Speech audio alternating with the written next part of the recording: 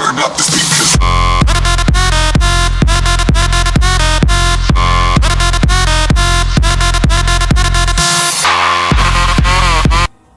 Hey guys, this is Black Fox. I'm about to do a deck check on some of the decks I've made. I'm going to start off by going to one of my first decks I ever made, and that will be Soul Hoarder. Well, the deck I call Soul Hoarder, and of course it has a legendary creature in it called Soul Hoarder. Let's try by going to edit.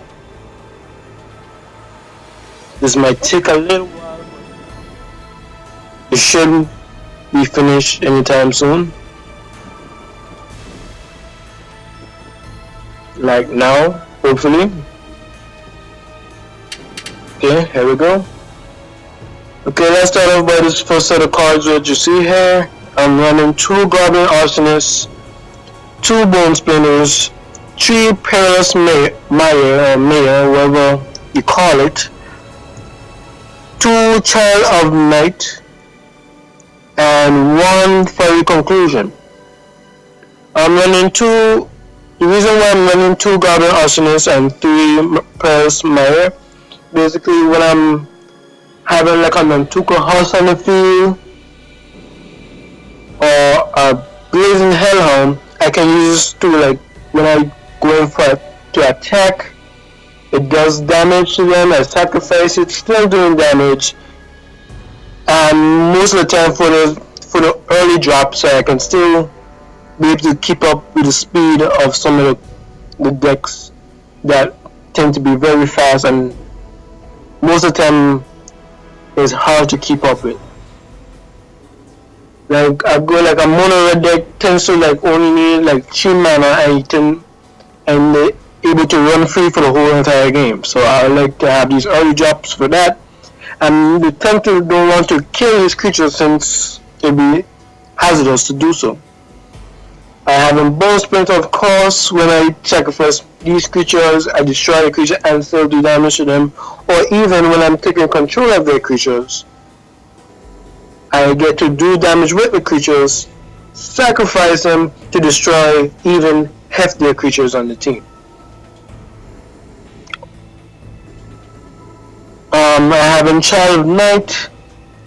Basically, it's good for that oil drop, and I want to get a sustain going just in case it tends to go into long term. Or I guess to say I'll go into the like longish. What's the word? Tough to say, but when the game starts to get long and the game hefty creatures out, and I pretty much on the receiving end of my opponent, I want to be able to at least last long enough until I could figure out how to counteract what's going on. So I guess the early sustain will help out with that.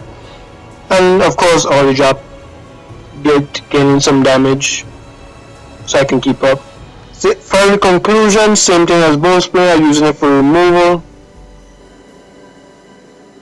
and so forth. Now Reef Soul, destroy target creature with power 3 or less, just in case I'm going against some early aggression. I could actually take it out with Reef Soul. And let's do one off with that. Flashback Marauder, same principle, but when it enters the battlefield, you get to each player has to sacrifice a creature. Sad part about it, they have early drops. They tend to sacrifice a creature that they don't really care about. So I don't have a choice in the matter when it comes to choosing which creature they sacrifice, but I mostly use this just in case they at least keep the board from clogging up. So I can at least have something to deal with when I do decide to get creatures out on the field. But for Connoisseur and Nantuko Husk, basically you can see what I'm doing. Sacrifice a creature, make my creature stronger, but with Nantuko Husk it lasts until the end of turn, or with Blood for Connoisseur it lasts forever. But it only one more counter per sacrifice, so I gotta be mindful of that. I can see I run in 2 active treasons. The active treasons are allowing me to take control of my opponent's creatures I tackle him, and of course, offer him up as tribute, you can say, to my non-Tuka horse or Bloodflow connoisseur. Have Gravedigger, allows me when I enter the battlefield, I look for creatures from my graveyard and put them into my hand. This allows me to recycle through my creatures so I don't have to be stagnant with the cards in my hand all the time or top decking all the time. This is allowing me to keep the game flowing in some way that I just get to do something all the time. In Charlene Victor, good for those early drops, take control of the creatures, attack with them, and still be able to sacrifice them if I have the board set up in that way. So I have Nantuka Horse, Bloodflow Connoisseur, or even have Bone Spinner or Fiery Conclusion. Those stuff will help out when I use in Charlene Victor. Get those early creatures, take control of them, and use Bone Spinner or even Fiery Conclusion to take out the heftier creatures that I can't deal with on my own. You can see Blazing Hellhound, pay 1 mana, sacrifice a creature, it does 1 damage to target creature or player. Concentrated Blood, enchanted creature gets a 2/2, it has spawn, and sacrifice 2 other creatures to regenerate it. So it's a good form of keeping my creatures alive, but I will need at least only running 1 off because not all the time be sacrificing my creatures or my opponent's creatures. I want to be able to at least have creatures on my field to do some damage. So this is only like a last resort kind of thing when I have a good creature on the field and I want to stay on the field. So next is Necromantic Thirst. Is an enchanted creature, and whenever that creature does in combat damage to a player, it allows me to return a creature from a graveyard straight to my hand. So as you can see, more cycling through my cards. Don't have to stay stagnant. Next is more cards like Active Treason, but this is called Treacherous Instinct. Let me gain control of target creatures, add 2 to the attack, and attack with them. And then afterwards, if I have the setup ready, I can sacrifice them so my opponents can't get them back, and if possible, do more damage after I sacrifice them. As I see, I have 3 hefty creatures called 2 Nightfire Giants.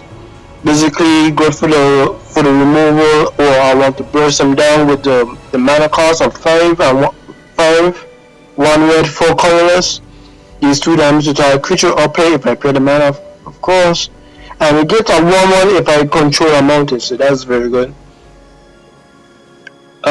This has destroy target non-zombie creature. It can't be regenerated. Return not 1 target zombie card from my graveyard to my hand, so that's good for like non-Tuka Husk if I want to get it back.